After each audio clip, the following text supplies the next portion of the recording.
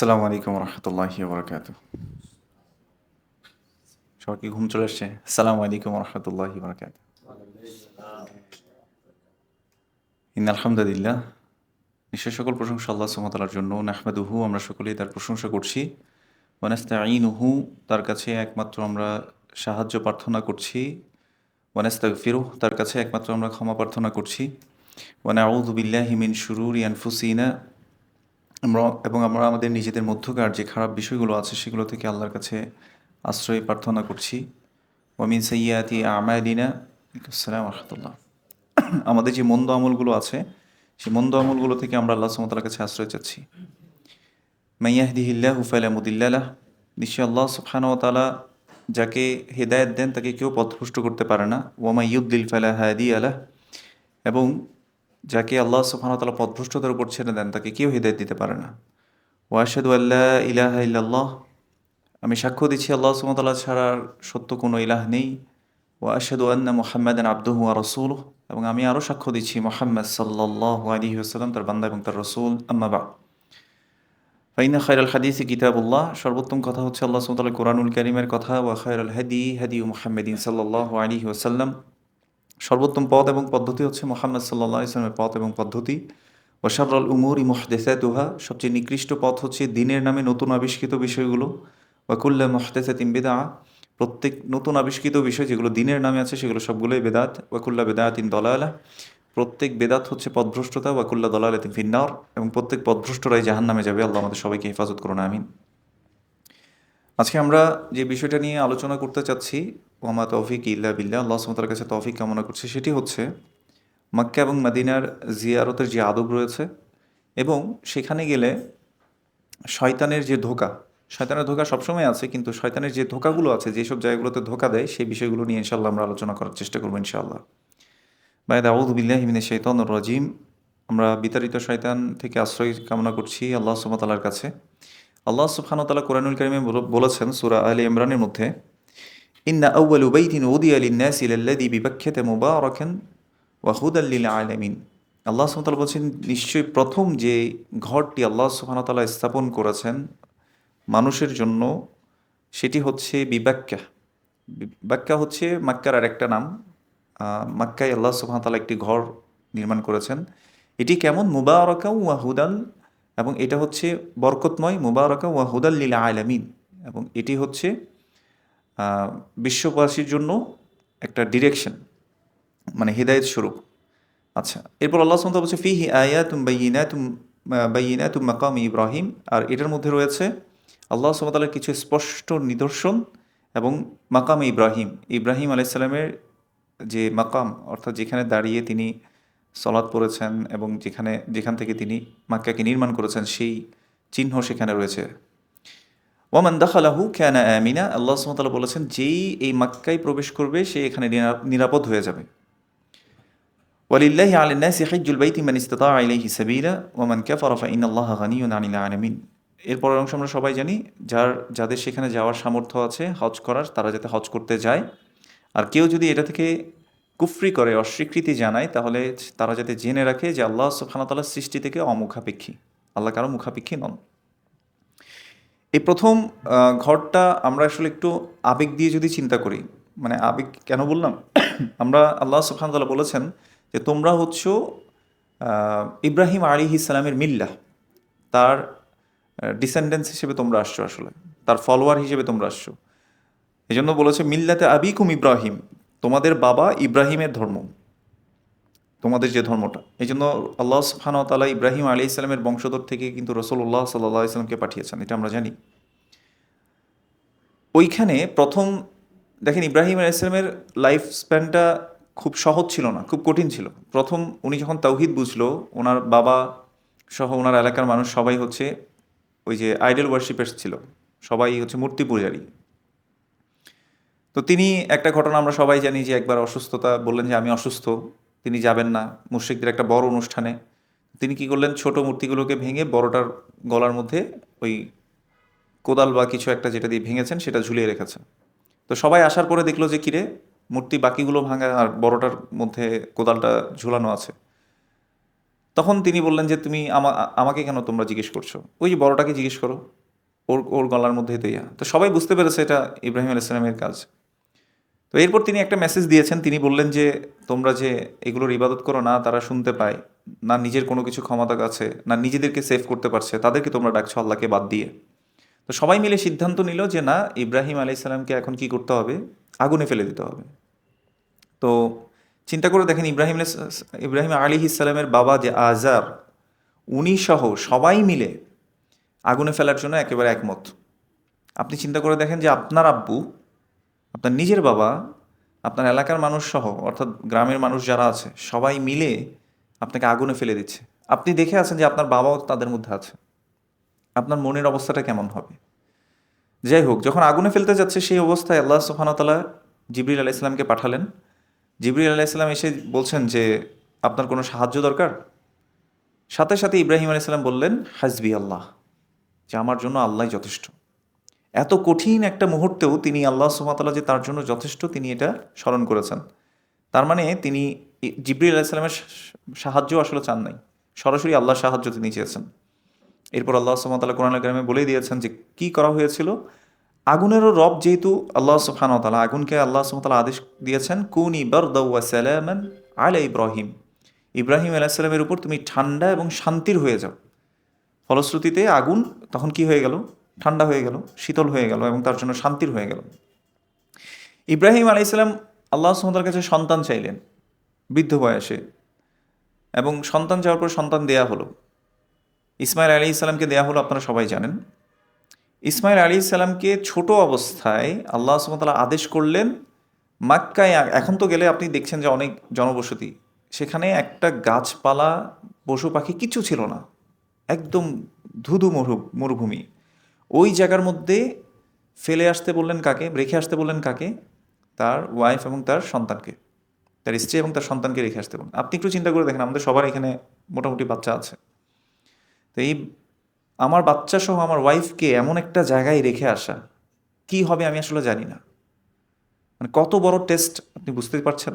আচ্ছা যাই হোক, রেখে আসলো ওখানে। এরপর যখন ইব্রাহিম আলাইহিস সালাম চলে আসছে, হাজেরা আলাইহিস সালাম বারবার জিজ্ঞেস করছেন যে আপনি কোথায় যাচ্ছেন, কোথায় যাচ্ছেন? তিনি কিছু বলছেন না, চুপ করে আছেন। তারপর জিজ্ঞেস করছেন এটা কি আপনার আল্লাহ আপনাকে আদেশ করেছেন? তিনি কিছু বললেন না, মাথাটা নিচু করে ফেললেন। তখন হাজেরা আলাইহিস সালাম বুঝতে পারলেন যে এটা আল্লাহ সুবহানাহু ওয়া তাআলার নির্দেশ। তখন তিনি সাথে সাথে দেখেন ওনার ওয়াইফেরও কত তাওয়াক্কুলটা কত বেশি ছিল। ওয়াইফকে তিনি সাথে সাথে বললেন, ওয়াইফ তখন সাথে সাথে বললেন যে যদি এটা আল্লাহই নির্দেশ দিয়ে থাকে তাহলে ইনশাআল্লাহ আল্লাহ আমাদেরকে কখনো কী করবেন না, মানে ছেড়ে দিবেন না, আল্লাহই আমাদের দেখভাল করবেন। তারপর তিনি চলে গেলেন। দেখেন মনে কিন্তু কষ্ট, মানে বাচ্চা আর ওয়াইফকে রেখে আসা এটা কিন্তু সহজ ব্যাপার না। ওই দূর থেকে গিয়ে তিনি আবার দোয়া করছেন আল্লাহ সুবহানাহু ওয়া তাআলার কাছে, রব্বি জাআল হাযাল বালাদা আমিনা ওয়ারযুকহু আহলাহু মিনাস সামারাত। হে আল্লাহ, এই যে জনপদ আমি আমার ছেলেমেয়েদের বাচ্চা আর ওয়াইফকে রেখে যাচ্ছি, এই জনপদটাকে তুমি নিরাপদ করে দিও এবং তাদেরকে তুমি বিভিন্ন ফলমূল দিয়ে রিজিক দান করো। এভাবে তিনি লম্বা দোয়া করলেন এবং এই দোয়ার ফল আপনি এখনও দেখবেন যে সেখানে ফল ফ্রুট সে অনেক কিছু পাওয়া যায়। সুবহানাল্লাহ। তো যাই হোক, এরপর কি হলো? খাবার দাবার তো আসলে নাই, প্র্যাকটিক্যালি কোনো খাবার দাবার নাই। হাজেরা আলাইহিস সালাম দেখলেন যে এখন মা যদি খাবার না খায়, স্বভাবতই বাচ্চা কোনো কি পাবে না, দুধ পাবে না। এখন তিনি পাগল পারা হয়ে গেলেন। তিনি সাফা পাহাড়ে উঠলেন, উঠে মনে হচ্ছে মারোয়ার দিকে দেখে মনে হচ্ছে যে ওখানে মনে হয় পানি আছে, দিলেন দৌড়। আবার মারোয়াতে গিয়েছেন, সাফার দিকে তাকিয়ে মনে করছেন যে ওখানে পানি আছে, আবার দৌড়াচ্ছেন। এই যে আমরা সাই করি, যখন আপনি যাবেন এই এই জায়গাগুলোতে নিজেকে মনে করাবেন যে এখানে আমাদের ইব্রাহিম আলাইহিস সালাম যদি আমাদের পিতা হয়, আমাদের মা হাজেরা আলাইহিস সালাম তিনি এভাবে দৌড়েছেন তার সন্তানকে পানি মানে খাওয়ানোর জন্য। এরপর যাই হোক, আপনারা তারপর জমজমের কথা শুনেছেন, আল্লাহ সুবহানাহু ওয়া তাআলা জমজম আমাদেরকে দিয়েছেন। তো এই যে একটা কঠিন পরীক্ষার মধ্যে তিনি গিয়েছেন, তো এই প্লেসটা আল্লাহ সুবহানাহু ওয়া তাআলা সবার আগে দিয়েছেন মানুষের জন্য, ইবাদতের জন্য। মানে এটা হচ্ছে আমাদের কিবলা, ডিরেকশন। কিবলা মানে হচ্ছে ডিরেকশন, যেখান দিকে আপনি পৃথিবী যেখানেই থাকেন না কেন, কিবলার দিকে ফিরে আপনাকে কী করতে হবে? সলাৎ আদায় করতে হবে। তো আল্লাহ সুবহানাহু ওয়া তাআলা বলছেন প্রথম যে ঘরটা মানুষের জন্য দেওয়া আছে সেটা হচ্ছে মাক্কা। তো এই মাক্কা হচ্ছে বাইতুল্লাহ, আল্লাহ সুবহানাহু ওয়া তাআলার ঘর। তো তো এটা আমরা মাথায় রাখবো। তো আমরা কিছু ফদিলা বর্ণনা করবো ইনশাআল্লাহ। ইবনে মাজাহ রাহিমাহুল্লাহ তিনি তার সুনান গ্রন্থের মধ্যে জাবের রাদিয়াল্লাহু তাআলা আনহু থেকে একটা হাদিস বর্ণনা করেছেন। আন্না রাসূলুল্লাহ সাল্লাল্লাহু আলাইহি ওয়াসাল্লাম قال, রাসূল সাল্লাল্লাহু আলাইহি ওয়াসাল্লাম বলেছেন, সালাতুন ফিল মসজিদিল হারাম আফদালু মিন মিআতি আলফি সালাতিন ফিমা সিওয়াহু। এবং এটা হাদিসটা সহিহ। ইবনে মাজাহ 1155 নম্বর হাদিস। রাসূল সাল্লাল্লাহু আলাইহি ওয়াসাল্লাম বলেছেন, সালাতুন ফিল মসজিদিল হারাম, মসজিদুল হারামে যদি কেউ সালাত পড়ে, আফদালু মিন মিআতি আলফি সালাতিন ফিমা সিওয়াহু, তাহলে 1,00,000 গুণ সেটা কি করা হবে, মানে 1,000, 100 গুণ মিয়া আল আলফ, এটাকে 1,000 দিয়ে গুণ, তার মানে 1,00,000 আর কি। 1,00,000 গুণ কি করা হবে, সওয়াবকে বৃদ্ধি করা হয় অন্য জায়গায় পড়ার চেয়ে। তার মানে আপনি যেখানেই পড়ছেন না কেন, এখানে 1,00,000 সওয়াব আপনার বেশি হবে। এবং ইমাম বুখারী রাহিমাহুল্লাহ একটা হাদিস বর্ণনা করেছেন, যেটি আবু হুরায়রা রাদিয়াল্লাহু তাআলা আনহু বর্ণনা করছেন। রাসূল সাল্লাল্লাহু আলাইহি ওয়াসাল্লাম বলেছেন, ফাইন্না ইয়াউমাল ফাতহি, যখন মক্কা বিজয় হলো সেদিন, ইন্নাল্লাহা হাররামা মাক্কাতা ইয়াউমা খালাকাস সামাওয়াতি ওয়াল আরদ ফাহিয়া হারামুন বিহারামিল্লাহি ইলা ইয়াউমিল কিয়ামাহ।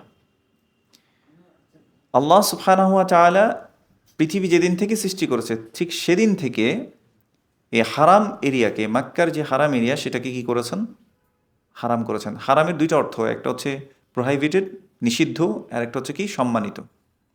যদিও এই হারামের মধ্যেও, ওই হারাম এলাকায়ও কিছু নিষিদ্ধ কাজ আছে, এটা আমরা এই হাদিসের অংশে দেখবো। এটা রাসূল সাল্লাল্লাহু আলাইহি ওয়াসাল্লাম যেদিন মক্কা বিজয় করেছেন সেদিন তিনি এই কথাগুলো বলছিলেন। লাম তাহিল্লা লি আহাদিন ক্বাবলি ওয়ালা তাহিল্লা লি আহাদিন বাদি। আর এই যে হারাম আল্লাহ সুবহানাহু ওয়া তাআলা করেছেন এই এরিয়াটাকে, এটা আমার মানে আগে বা আমার পরে কখনো এটাকে আর হালাল করা হবে না। তার মানে কিছু জিনিস ওখানে হারাম আছে, সেগুলো হারাম হিসেবে থাকবে।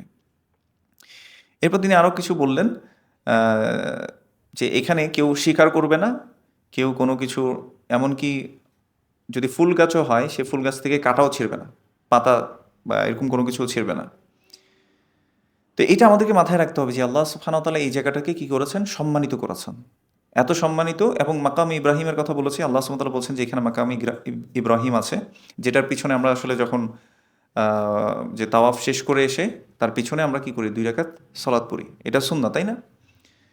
তো এই জায়গাগুলো আসলে, এগুলো আমাদেরকে মাথায় রাখতে হবে যে এই জায়গাগুলোতে আমার রাসূল সাল্লাল্লাহু আলাইহি ওয়াসাল্লাম ছিলেন, এটা তার প্লেস। এবং মক্কাকে কতটা ভালোবাসতেন রাসূল সাল্লাল্লাহু আলাইহি ওয়াসাল্লাম, সেটি আরেকটা হাদিসে আমরা দেখতে পাবো। তিরমিজির 3083 নম্বর হাদিস, একটু বাসায় গিয়ে চেক করে নেবেন। রাসূলুল্লাহ সাল্লাল্লাহু আলাইহি ওয়াসাল্লাম তিনি যখন হিজরত করছিলেন, তিনি তখন মক্কাকে উদ্দেশ্য করে বলছেন, মা আতিয়াবাকা মিন বালাদিন ওয়া আহাব্বাকা ইলাই ওয়া উহিব্বুকা আলাই, যে কত সুন্দর তুমি, কত পবিত্র তুমি ভূমি, কত ভালোবাসা তুমি আমার কাছে। ওয়ালাউলা আন্না কওমি আখরুজুনি মিনকা মা সাকানতু গায়রাক, যদি আমার জাতি আমাকে বের করে না দিত, তাহলে আমি তোমার এখানেই থাকতাম, তোমার কাছেই থাকতাম। তার মানে কতটা ইমোশন রাসূলুল্লাহ সাল্লাল্লাহু আলাইহি ওয়াসাল্লামের, তার মানে জন্মভূমি হচ্ছে মক্কা, কতটা ইমোশন আসলে কাজ করছিল রাসূল সাল্লাল্লাহু আলাইহি ওয়াসাল্লামের মনের মধ্যে। তো এই জিনিসটা আমরা আসলে মাথায় রাখবো যে মক্কা, এটা আমার রাসূল সাল্লাল্লাহু আলাইহি ওয়াসাল্লামের প্রিয় একটা জায়গা, এবং তিনি এখানে থাকতে চেয়েছেন। এবং তিনি বলেছেন, যদি আমাকে বের করে না দেওয়া হতো তাহলে আমি এখানেই থাকতাম, আর অন্য কোথাও থাকতাম না। আরেকটা হাদিস আমরা দেখব, মক্কার মধ্যেই আছে হাজরে আসওয়াদ। হাজার বলা হয় পাথর, আসওয়াদ হচ্ছে কালো, কালো পাথর। কিন্তু এই হাজরে আসওয়াদ, সেটি কিন্তু মানে সাদা অবস্থায় আল্লাহ সুবহানাহু ওয়া তাআলা পাঠিয়েছেন। নাযাল আল হাজারুল আসওয়াদ মিনাল জান্নাতি ওয়া হুয়া আশাদ্দু বায়াদান মিনাল লাবান ফাসাওয়াদাতহু খতায়া বনি আদম। রাসূলুল্লাহ সাল্লাল্লাহু আলাইহি ওয়াসাল্লাম বলেছেন যে আল্লাহ সুবহানাহু ওয়া তাআলা এই হাজরে আসওয়াদকে জান্নাত থেকে পাঠিয়েছেন, এবং এটা দুধের চেয়েও বেশি কি ছিল, সাদা ছিল। কিন্তু মানুষের গুনাহ সেটাকে আস্তে আস্তে কী করে দিয়েছে, বনি আদমের গুনাহগুলো তাকে আস্তে আস্তে কালো করে দিয়েছে। তো এই হাদিসটা বর্ণনা করেছেন ইমাম তিরমিজি রাহিমাহুল্লাহ, 695 নম্বর হাদিস। তাহলে এই হাজরে আসওয়াদ, আমরা জানি যে সেখান থেকে আসলে আমাদের তাওয়াফটা স্টার্টিং হয়, যখন আমরা দেই আর কি। আচ্ছা, আরেকটা হাদিসে রাসূলুল্লাহ সাল্লাল্লাহু আলাইহি ওয়াসাল্লাম বলেছেন, এটাও ইমাম নাসিরউদ্দিন আলবানী রাহিমাহুল্লাহ তিনি এটাকে সহিহ বলেছেন, ইন্নাল মাসহার রুকনুল ইয়ামানি ওয়া রুকনুল আসওয়াদ ইয়াহুত্তুল খতায়া হাত্ত, নিশ্চয়ই রুকনুল ইয়ামানি এবং হাজর আসওয়াদের যে সাইডটা আছে এগুলোকে স্পর্শ করা এটা মানুষের গুনাহ থেকে কি করে দেয়, মানে তার গুনাহ দূর করে দেয়।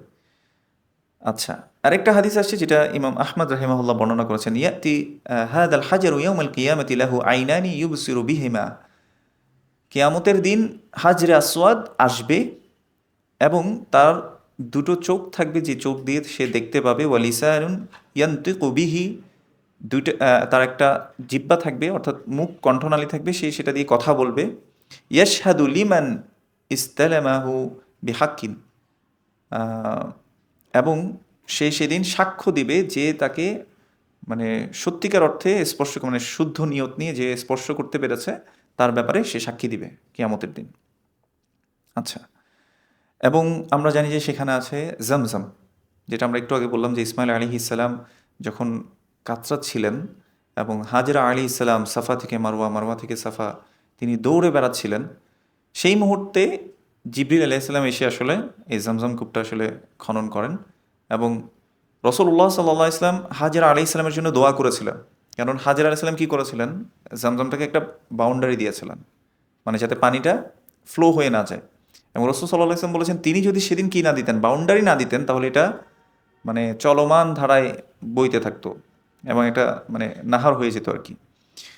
তো যাই হোক, এই জমজমের পানি রাসূলুল্লাহ সাল্লাল্লাহু আলাইহি ওয়াসাল্লাম বলেছেন লিমা শুরিবালাহ ও কামা ক্বালা আলাইহিস সালাতু ওয়াস সালাম, যে যে নিয়তে খাবে সেই নিয়তটাকে আসলে কি করা হবে, পরিপূর্ণ করা হবে। এই জন্য জমজমের পানি ভালো ভালো নিয়ত করে করে খাওয়া যেতে পারে।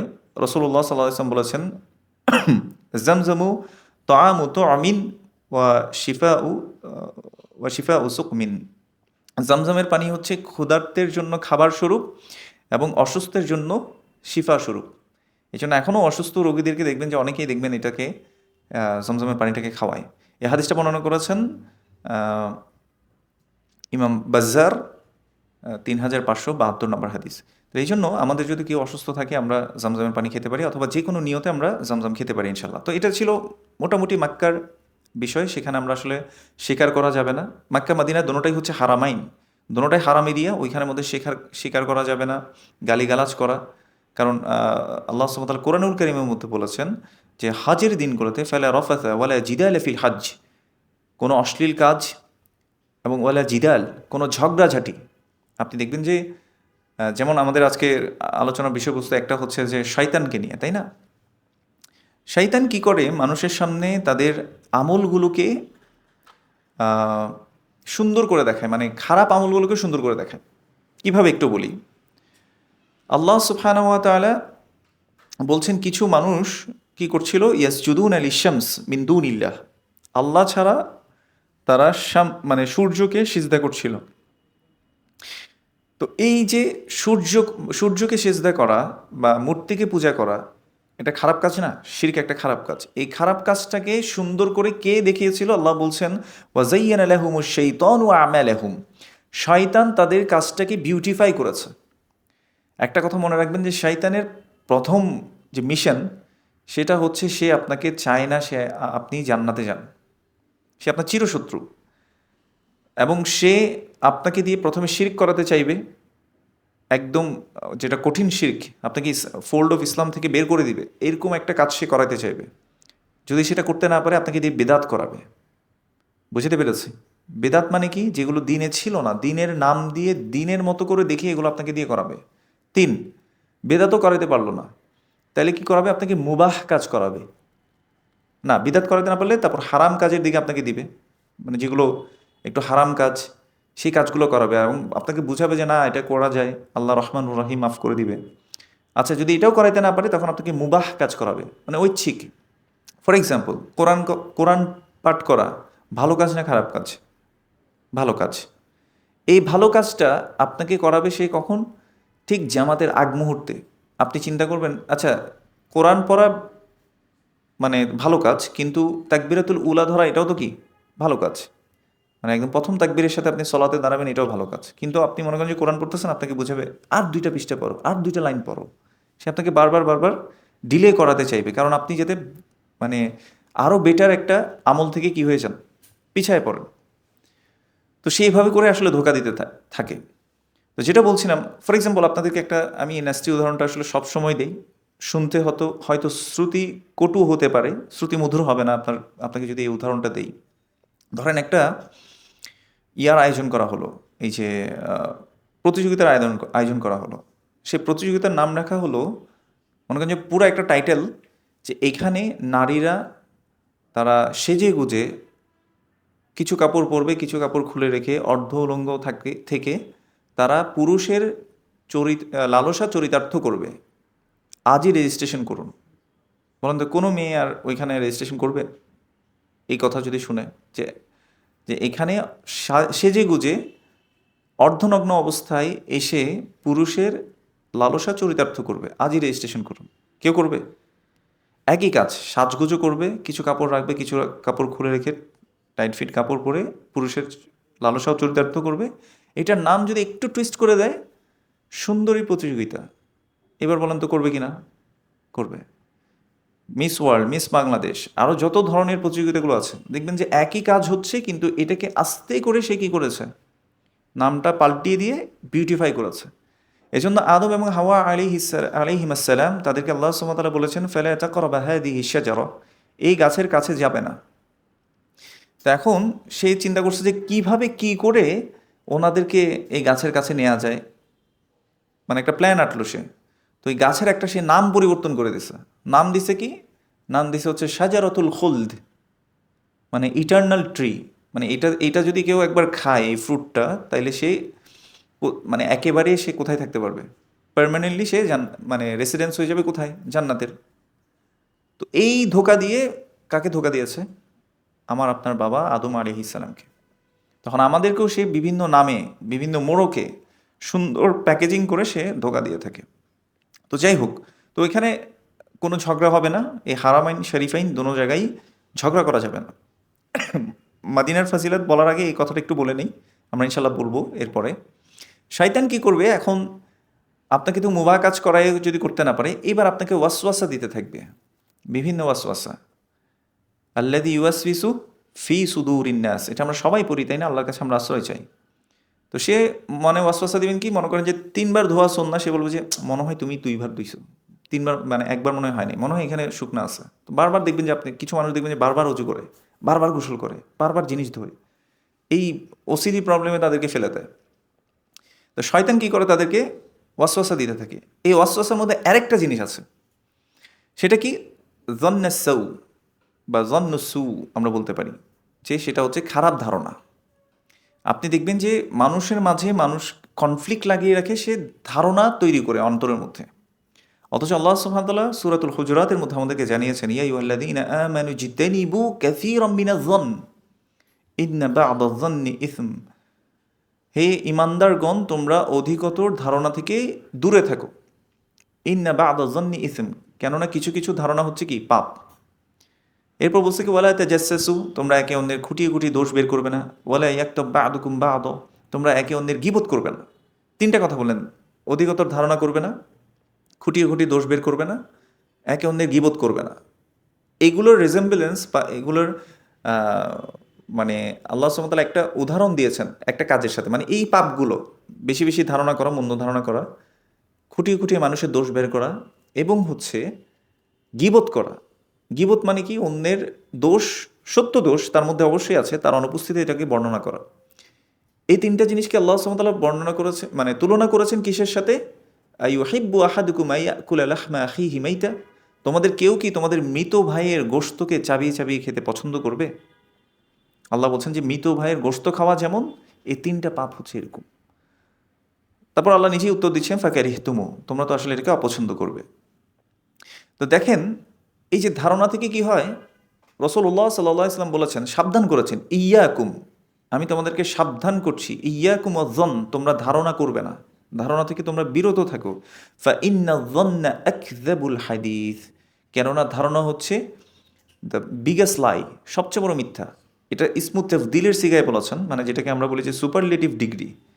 আল্লাহ সুবহানাহু ওয়া তাআলা বলেছেন, আল্লাহ রাসূল সাল্লাল্লাহু আলাইহি ওয়াসাল্লাম বলেছেন আকযাবুল হাদিস, যে the biggest lie is assumption.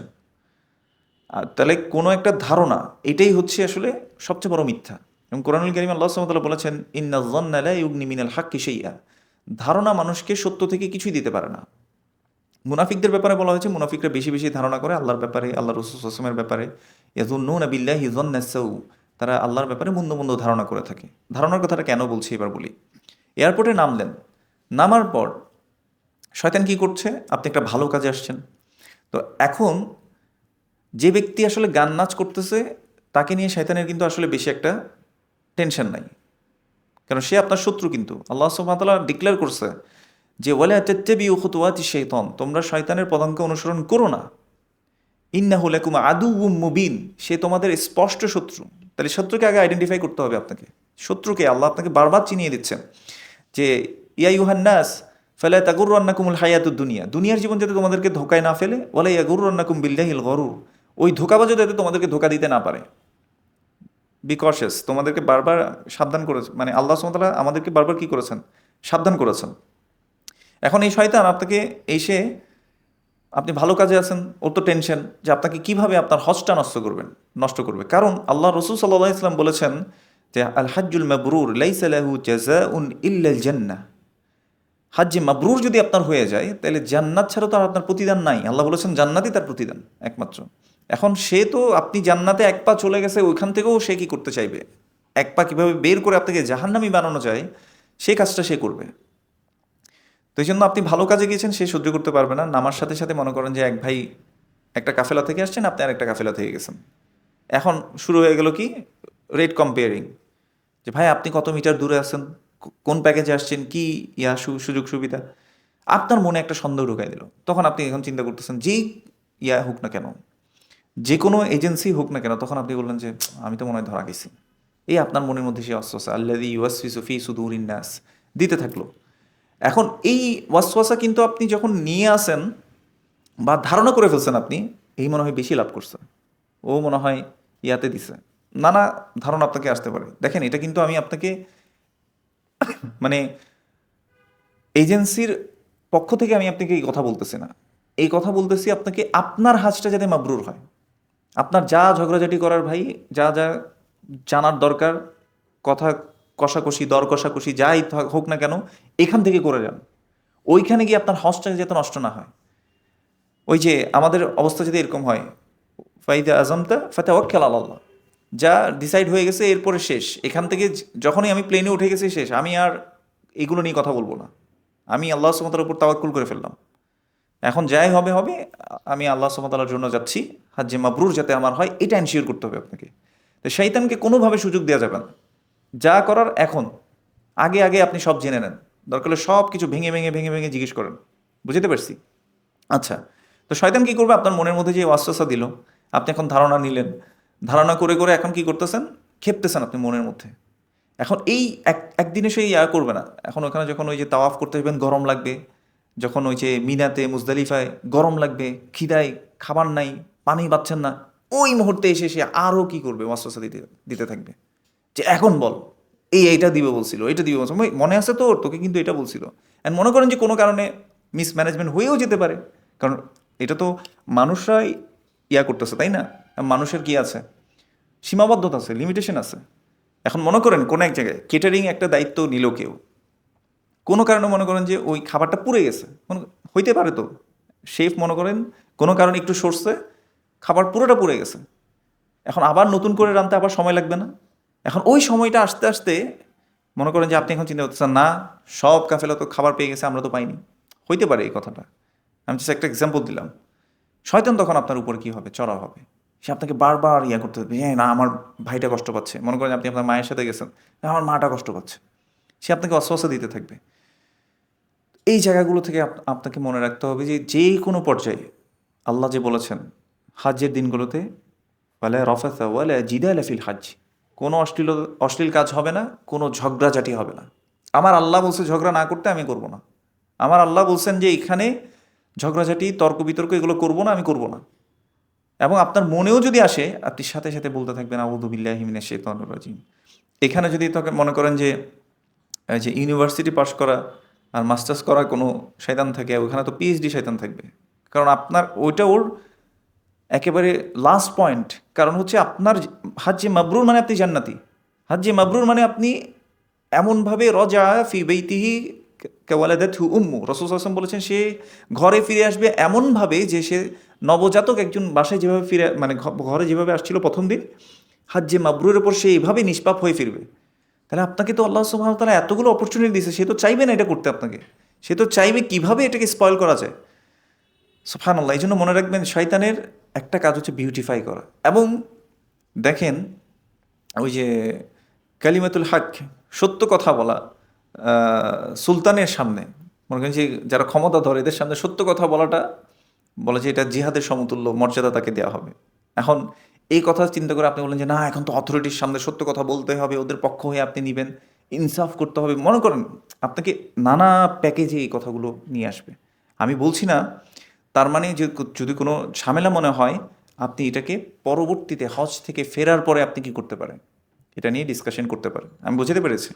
কিন্তু কোনোভাবেই ওই হজের জায়গাটা আপনি কি করতে দিবেন না, স্পয়েল করতে দিবেন না। কারণ শয়তান চাইবে যে আপনার হাজ্জে মাবরুর কীভাবে নষ্ট করা যায়, কীভাবে আপনাকে সওয়াব থেকে বঞ্চিত করা যায়, এবং আল্লাহর দৃষ্টিতে আপনাকে কিভাবে সে খারাপ করতে পারে সেই কাজটা সেখানে করবে। এই জন্য আমাদেরকে সাবধানে থাকতে হবে ইনশাআল্লাহ। তাহলে যেটা বললাম, শয়তান আপনাকে কুফরি করতে বা শিরক করাতে চাইবে, পারবে না। সে আপনাকে বেদা করাতে চাইবে, পারবে না। হারাম কাজ করাতে চাইবে, সেটাও যদি না পারে তার মানে আপনাকে মুবাহ কাজ করাবে, বিভিন্ন ঐচ্ছিক কাজ দিয়ে ব্যস্ত রাখবে, সেটাও পারলো না, এবার আপনাকে মনের মধ্যে ওয়াসওয়াসা দিতে থাকবে, ওয়াসওয়াসা, সন্দেহ, হ্যাঁ, এগুলো দিয়ে আপনার অন্তরকে, ওয়ালাইকুম আসসালাম রহমতুল্লাহ, এগুলো দিয়ে আপনার অন্তরকে বিদ্বেষপূর্ণ করে রাখবে। তো এই জায়গাগুলোতে আমাদেরকে একটু সচেতন থাকতে হবে ইনশাআল্লাহ। এবার আমরা শেষ করব মদিনার কিছু ফজিলত বলে। রাসূলুল্লাহ সাল্লাল্লাহু আলাইহি ওয়াসাল্লাম মদিনা সম্পর্কে কিছু কথা বলেছেন।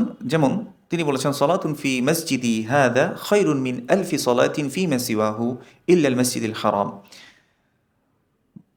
ইমাম মুসলিম এই হাদিসটাকে বর্ণনা করেছেন যে মসজিদে নববীতে কেউ যদি সলাৎ পড়ে সেটা 1000 সলাতের চেয়েও উত্তম অন্য জায়গায় পড়লে। এটা সহি হাদিস, সেই মুসলিমে আসছে 1000 সালাহ, কোনো কোনো রেওয়ায়ত আসছে 50,000, এতটুকু পর্যন্ত আসছে।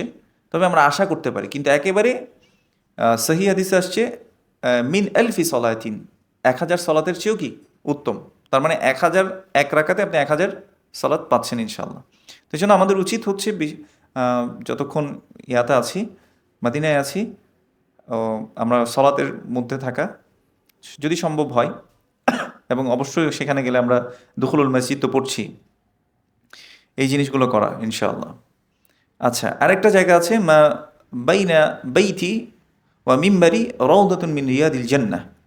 রাসূল সাল্লাল্লাহু আলাইহি ওয়াসাল্লাম বলেছেন যে আমার যে ঘর, তার মানে রাসূল সাল্লাল্লাহু আলাইহি ওয়াসাল্লামের যে আসলে কবরটা এখন আছে সেটা আসলে ওনার ঘর ছিলেন, মানে আয়েশা রাদিয়াল্লাহু তাআলা আনহার ঘর ছিলেন। সেখান থেকে মিম্বর পর্যন্ত জায়গাটাকে রিয়াদুল জান্নাহ, মিম্বার বলতে হচ্ছে রাসূল সাল্লাল্লাহু আলাইহি ওয়াসাল্লামের যুগে যেটা ছিল, মানে আবার এখন তো একটু এক্সপ্যান্ড করা হয়েছে, তাই না? তো রিয়াদুল জান্নাহর একটা অংশ। তো ইমাম নাওয়াবী রাহিমাহুল্লাহ দুটো কথা বলেছেন, হতে পারে যে এটা জান্নাতেরই একটা অংশ, আবার হতে পারে কেউ যদি ওখানের মধ্যে কি সলা পড়ে তার মানে সে রিয়াদুল জান্নার যোগ্য হবে। এটা দুইটা অর্থ তিনি করেছেন, তবে এগুলো সম্ভাব্য অর্থ, একেবারে নিশ্চিতভাবে বলা যাবে না যে এটাই মিন করেছেন। রাসূল সাল্লাল্লাহু আলাইহি ওয়াসাল্লাম এই কথাটা বলেছেন, এটা জানিয়ে রাখলাম আপনাদেরকে। আরেকটা জিনিস হচ্ছে মদিনার ফাজিলত হচ্ছে, ইন্নাল ঈমানা লা ইয়ারিজু ইলাল মাদিনাতি কামা তারিজুল হাইয়াতু ইলা জুহরিহা।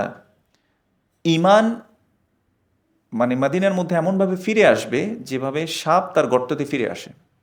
রাসূল সাল্লাল্লাহু আলাইহি ওয়াসাল্লাম এই কথাটা বলেছেন। তার মানে ঈমান মদিনার মধ্যে কি থাকবে, ইনট্যাক্ট থাকবে। এটা রাসূল সাল্লাল্লাহু আলাইহি ওয়াসাল্লামের হাদিস থেকে বুঝে যায়, সহিহ মুসলিমে এই হাদিসটাই বর্ণনা করা হয়েছে। আরেকটা জিনিস হচ্ছে, আল্লাহ সুবহানাহু ওয়া তাআলা এই মদিনাকে মদিনাতুত তওবা বলেছেন, তার মানে পবিত্র ভূমি। আল্লাহ রাসূল সাল্লাল্লাহু আলাইহি ওয়াসাল্লাম বলেছেন যে এটা হচ্ছে পবিত্র ভূমি। এবং আরেকটা হাদিসে আসছে এভাবে যে মানে হাপরের মধ্যে যেভাবে লোহা থেকে ঝংকার দূর হয়ে যায়, ঠিক তেমনিভাবে মদিনা কি করবে, দুষ্ট লোকদেরকে, পাপিষ্ট লোকদেরকে এভাবে বের করে দিবে, তার ভিতরে রাখবে না সে। এই কথাটা আসছে। আরেকটা আসছে, রাসূল সাল্লাল্লাহু আলাইহি ওয়াসাল্লাম বলেছেন, মান আরাদা আহলিল মাদিনাতি বিসুইন আযাবাহুল্লাহু কামা ইয়াদুবুল মিলহু ফিল মা। কেউ যদি মদিনাবাসীর জন্য বা মদিনার জন্য কোনো খারাপ কিছু চিন্তা করে বা ক্ষতি করবে বা এমন কিছু চিন্তা করে, তাহলে আল্লাহ সুবহানাহু ওয়া তাআলা তাকে গলিয়ে দিবেন যেভাবে লবণকে পানির মধ্যে কি করে দেওয়া হয়, গলিয়ে দেওয়া হয়। সুবহানাল্লাহ। তো এটাই থেকে বোঝা যায় যে মদিনা আসলে অনেক সুরক্ষিত একটা জায়গা। আরেক জায়গায় বলা হচ্ছে আলা আনকাবি আল মাদিনাতি মালাইকাতুন। মদিনার গেট প্রবেশদ্বারের মধ্যে মালাইকা থাকে, লা ইয়াদখুলুহা তাউন। এখান দিয়ে কোনো প্লেগ মানে ওই যে মহামারী যে রোগ আছে সে রোগ ঢুকতে পারবে না। ওয়ালা দাজ্জাল, এবং দাজ্জালও ঢুকতে পারবে না।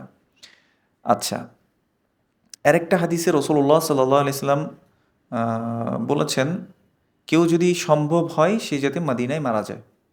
মানে তোমাদের মধ্যে কারো যদি সম্ভব হয় সে যেন মদিনায় মারা যায়, তার মানে মদিনায় অবস্থান করে যাতে মৃত্যুবরণ করে। কারণ যে ব্যক্তি মদিনায় মারা যাবে, আল্লাহ রসুল সাল্লাল্লাহু আলাইহি ওয়াসাল্লাম বলেছেন তার জন্য এই যে মান ইসতাতা আন ইয়ামুতা বিল মদিনাতি ফালইয়ামুত বিহা ফাইন্নী আশফাউ লিমান ইয়ামুতু বিহা। আমি তার জন্য শাফায়াত করব যে মদিনাতে মারা যাবে। মদিনাতে যে মারা যাবে তার জন্য আমি শাফায়াত করবো। ইমাম তিরমিজি রাহিমাহুল্লাহ এই হাদিসটাকে বর্ণনা করেছেন 3076 নম্বর হাদিস। তো এগুলো ছিল মসজিদে নববীর যে ফজিলতগুলো সেগুলো। সেখানে ঢুকে কি করতে হবে? আমরা বিসমিল্লাহ বলতে পারি, আল্লাহুম্মা সাল্লি আলা মুহাম্মাদ, আল্লাহুম্মা আফতাহ লি আবওয়াবা রাহমাতিক, এভাবে করে মদিনা মসজিদে আমরা ঢুকতে পারি।